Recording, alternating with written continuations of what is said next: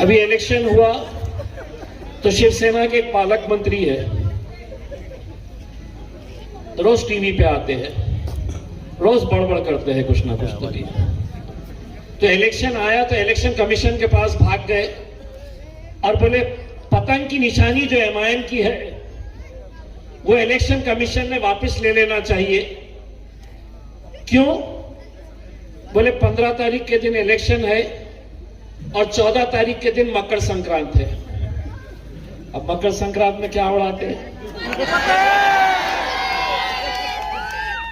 अब 14 तारीख के दिन मकर संक्रांत मी म्हटलं तुम्ही साजरा करा किंवा नाही करा, या वर्षी इम्तियाज जलील खूप जोराने मकर संक्रांति साजरा केली।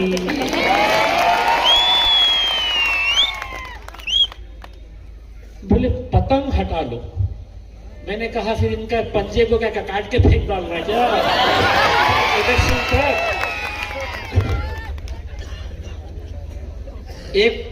एक पार्टी की निशानी सूरज है। मैं बोला कहीं ज्ञानी वो वहां पे पहुंच ना जाए कि साहब 15 दिन तक सूरज निकलना ही नहीं चाहिए। ये दरअसल क्यों हो रहा है मालूम क्या? ये क्यों बोलते हैं ऐसे लोग मालूम क्या? तुम्हारे जैसे ही है वो डोला रे डोला रे डोला। अगर बोलता है ना तो क्या बोलता है किसी को कुछ समझ में नहीं आता।